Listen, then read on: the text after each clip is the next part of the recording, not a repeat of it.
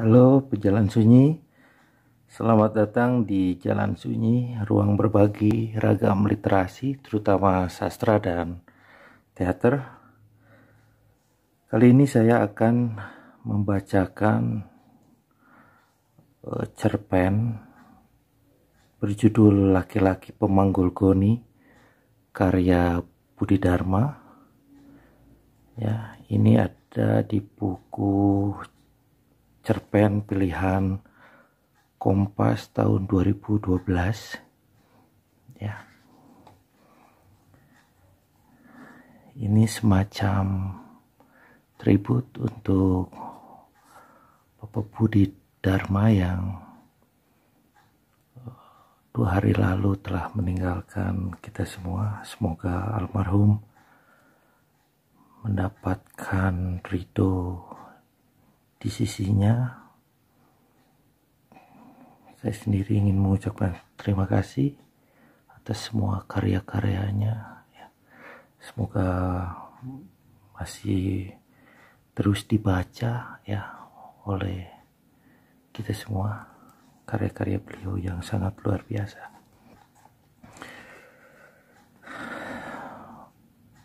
Baik, saya akan mulai membacakan cerpen ini. Selamat mendengarkan. Laki-laki Pemanggul Goni oleh Budi Dharma.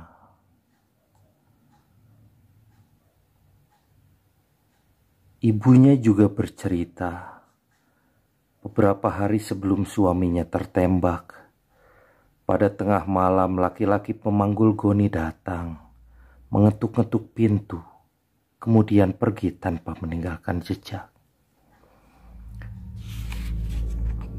Setiap kali akan sembahyang, sebelum sempat menggelar sajadah untuk sembahyang, Carmine selalu ditarik oleh kekuatan luar biasa besar untuk mendekati jendela, membuka sedikit kordennya, dan mengintip ke bawah, ke jalan besar dari apartemennya di lantai 9 untuk menyaksikan laki-laki Pemanggul Goni menembakkan matanya ke arah matanya.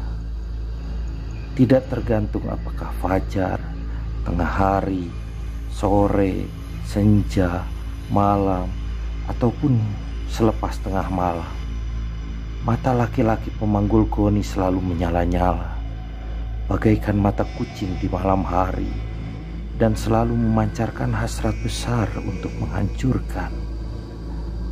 Tubuh laki-laki Pemanggul Goni tidak besar, tidak juga kecil, dan tidak tinggi, namun juga tidak pendek. Sementara Goni yang dipanggulnya selamanya tampak berat, entah apa isinya. Pada waktu sepi, laki-laki Pemanggul Goni pasti berdiri di tengah jalan. Dan pada waktu jalan ramai, pasti laki-laki Pemanggul Goni berdiri di trotoar, tidak jauh dari semak-semak yang kalau sepi dan angin sedang kencang, selalu mengeluarkan bunyi-bunyian yang sangat menyayat hati.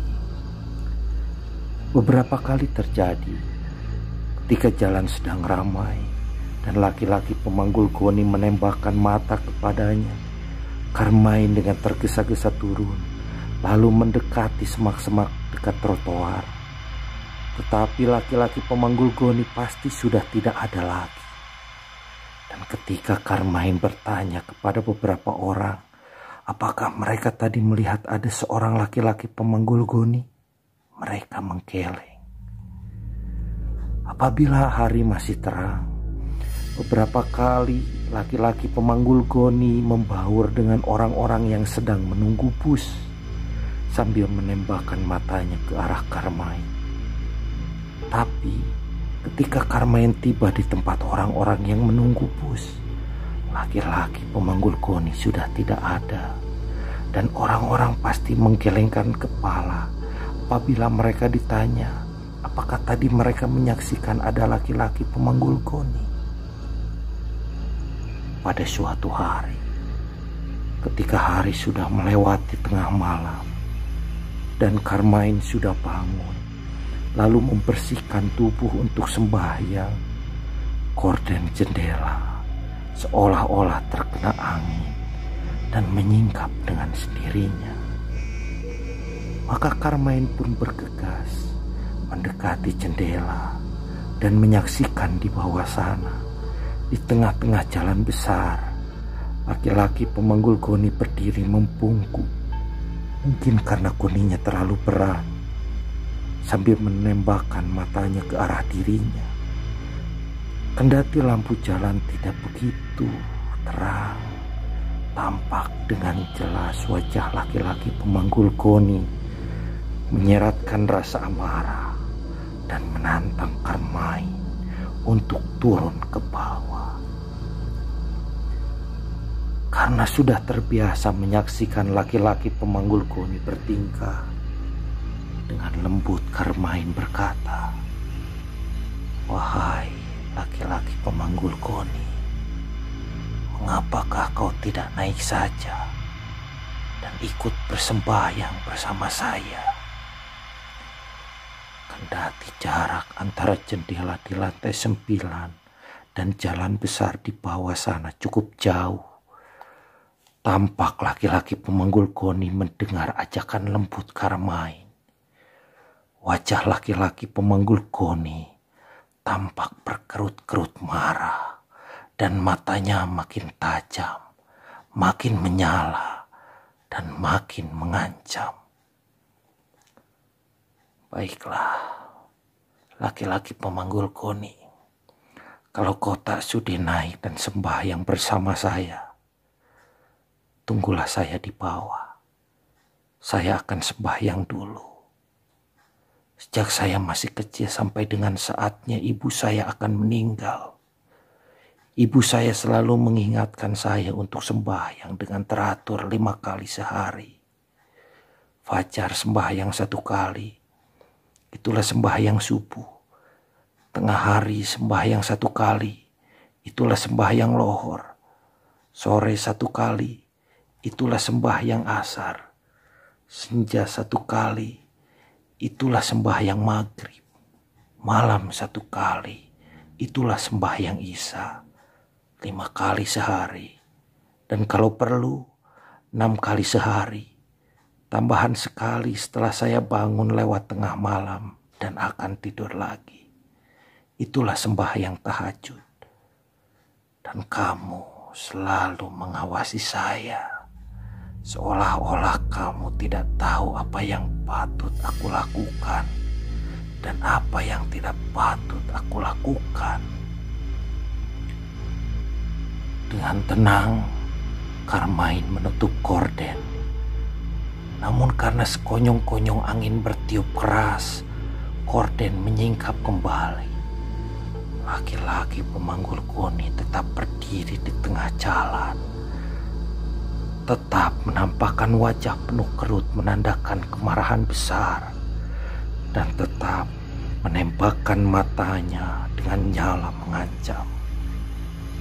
Di sebelah sana, dekat trotoir di sebelah sana, semak-semak bergoyang-goyang keras tertimpa angin dan mengirimkan bunyi-bunyi yang benar-benar menyayat hati. Carmine melayangkan pandangannya ke depan, ke gugusan apartemen-apartemen besar, dan tampaklah semua lampu di apartemen sudah padam. Sejak beberapa jam yang lalu, lampu yang masih menyala hanyalah lampu-lampu di ganggang yang menghubungkan apartemen-apartemen itu. Sementara lampu merah di tiang tinggi di sebelah sana itu berkedip-kedip seperti biasa menjelang hari menjadi gelap atau mendung atau hujan lebat.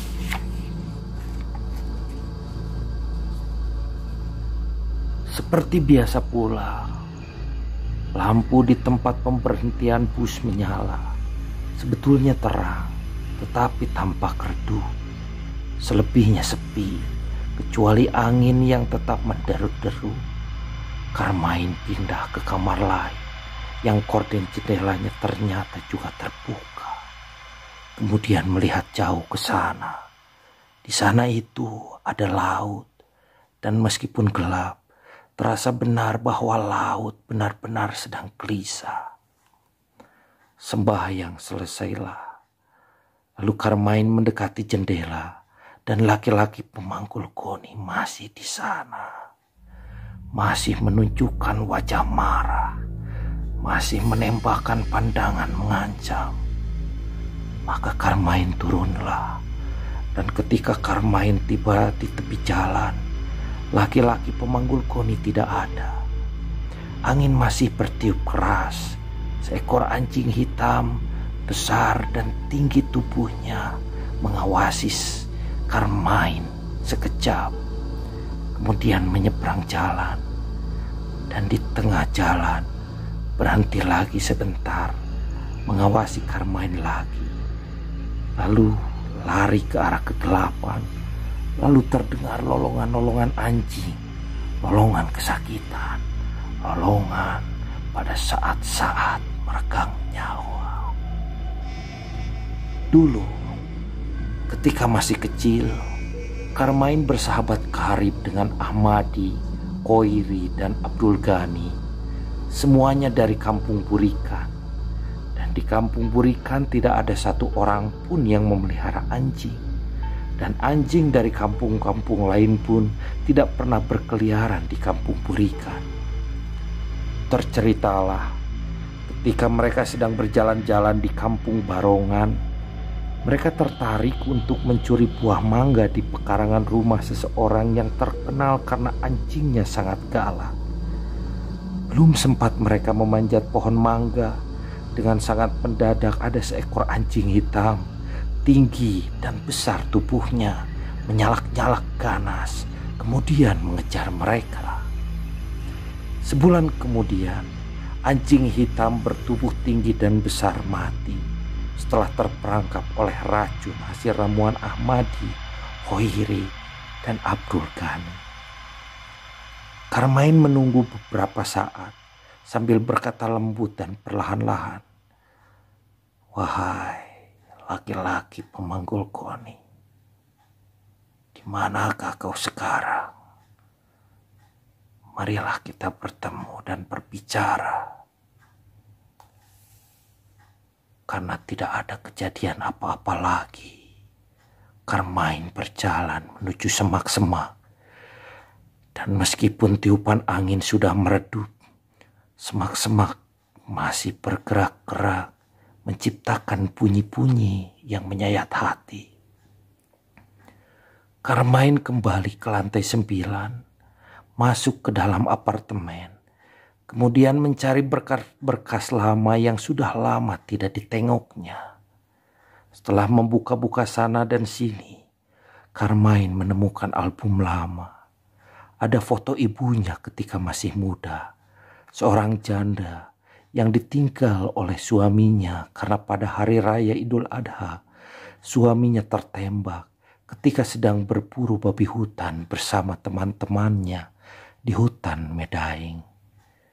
Ada 5 pemburu, termasuk dia, ayah Carmine.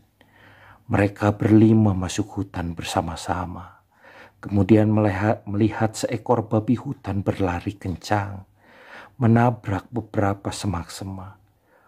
Untuk mengejar babi hutan itu mereka berpisah, masing-masing lari ke berbagai arah. Siapa di antara 4 temannya yang dengan tidak sengaja menembak ayah Carmine, atau justru dengan sengaja menembaknya, tidak ada yang tahu. Carmine terpaku pada foto ibunya sampai lama. Kemudian tanpa sadar, dia terisak-isak. Dulu ibunya pernah bercerita bahwa pada waktu tertentu akan ada laki-laki pemanggul goni mengunjungi orang-orang berdosa. Pekerjaan laki-laki pemanggul goni adalah mencabut nyawa, kemudian memasukkan nyawa korbannya ke dalam goni. Ibunya juga bercerita beberapa hari sebelum suaminya tertembak, pada tengah malam laki-laki pemanggul goni datang, mengetuk-ngetuk pintu, kemudian pergi tanpa meninggalkan jejak. pada hari Idul Adha, kata ibu Karmain dahulu sebelum ayahnya pergi berburu. Tuhan menguji kesetiaan Nabi Ibrahim. Anaknya Ismail harus disembelih oleh ayahnya, oleh Nabi Ibrahim sendiri. Karmain tertidur, dan ketika terbangun, waktu sembahyang fajar sudah tiba. Dan setelah Karmain membersihkan tubuh, siap untuk sembahyang, gorden jendela menyingkap lagi. Laki-laki pemanggul goni berdiri di tengah jalan lagi. Wajahnya menunjukkan kemarahan lagi, dan matanya menyala-nyala, menantang lagi. Baiklah, laki-laki pemanggul goni, harap kamu jangan lari lagi. Dengan sangat tergesa-gesa Karmain turun langsung ke pinggir jalan, dan laki-laki pemanggul goni sudah tidak ada. Ketika Karmain tiba kembali di apartemennya, ternyata laki-laki pemanggul goni sudah ada di dalam, duduk di atas sajadah melantunkan ayat-ayat suci, sementara goninya terletak di sampingnya. Setelah selesai berdoa, tanpa memandang Karmain, laki-laki pemanggul goni berkata lembut, "Karmain, kamu sekarang sudah menjadi orang penting. Kamu sudah menjelajahi dunia, dan akhirnya kamu di sini, di negara yang terkenal makmur. Bahwa kamu tidak mau kembali ke tanah airmu bukan masalah penting. Tapi mengapa kamu tidak pernah lagi berpikir tentang makam ayahmu? Tidak pernah berpikir lagi tentang makam ibumu. Makam orang tuamu sudah lama rusak, tidak terawat. Tanahnya tenggelam, tergerus oleh banjir setiap kali hujan datang, dan kamu tidak pernah peduli." Laki-laki pemanggul goni berhenti sebentar, kemudian bertanya, "Apakah kamu beserta sahabat-sahabatmu, Ahmadi, Kohiri, dan Abdul Ghani, pernah tersesat di hutan Gunung Muria?"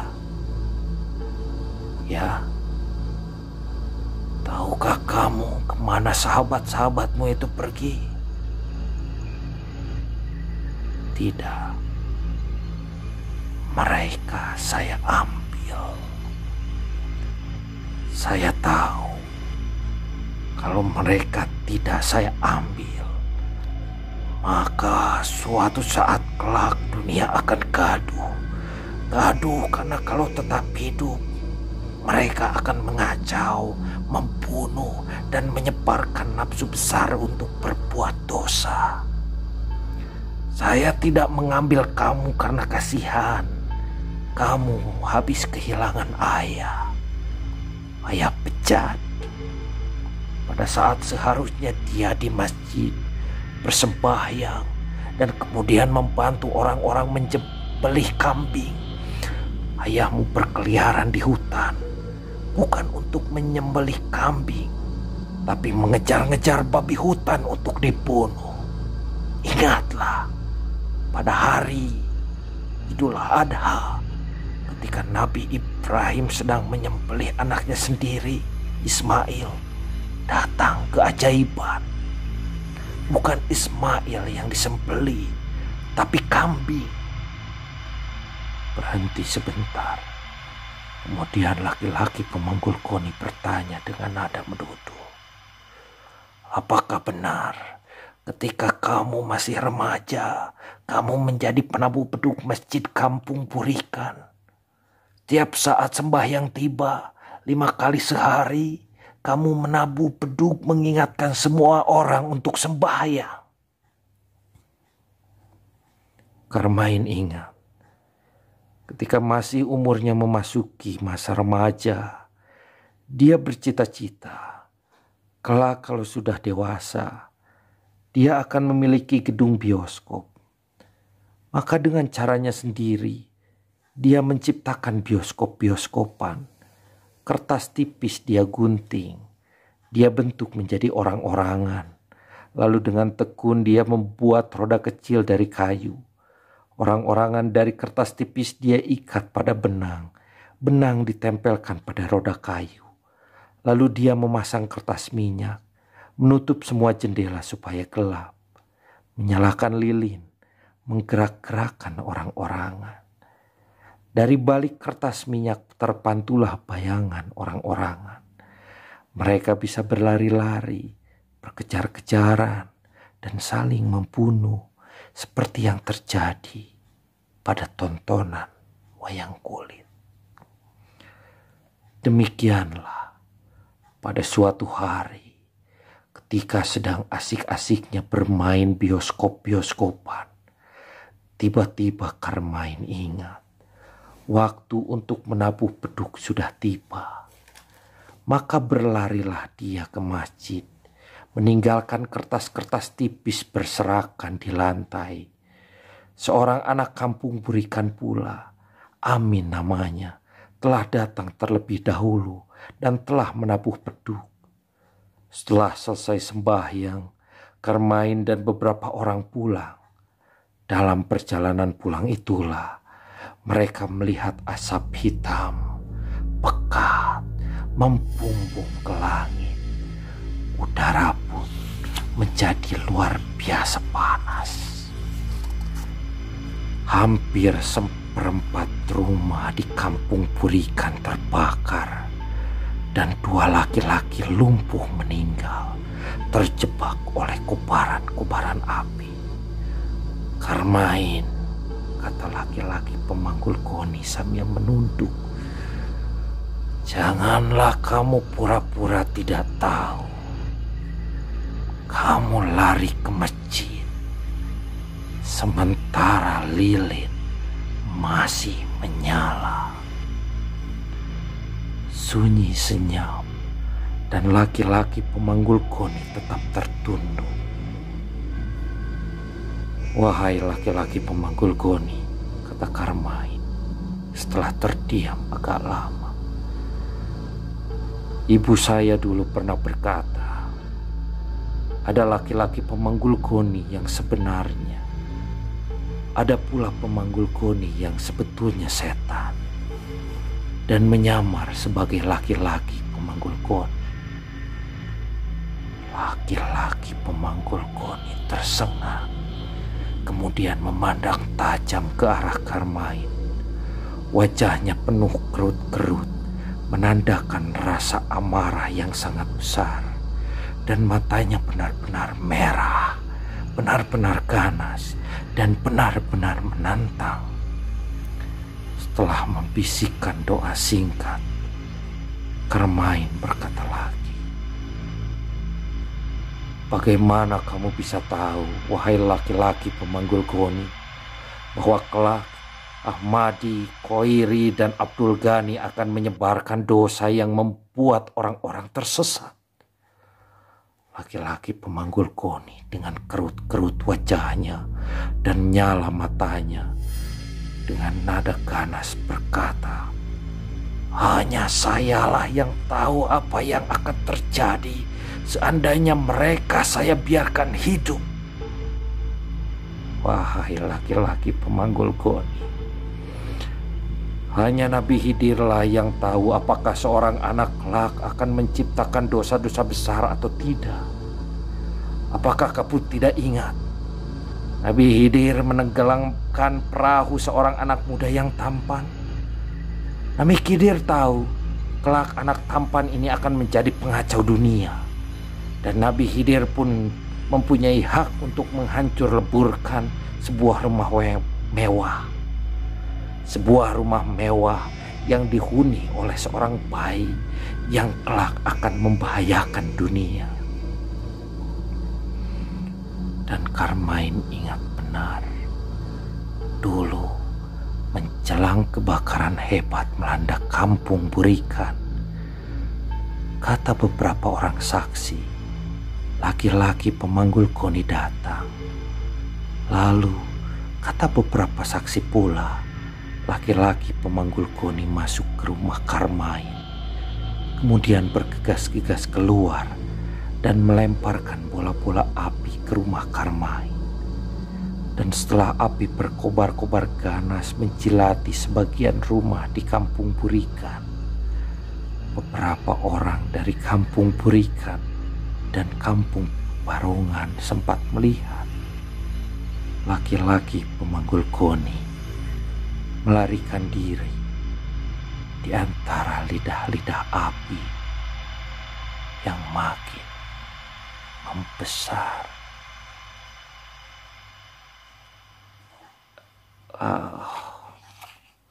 Sekian pembacaan cerpen dari saya.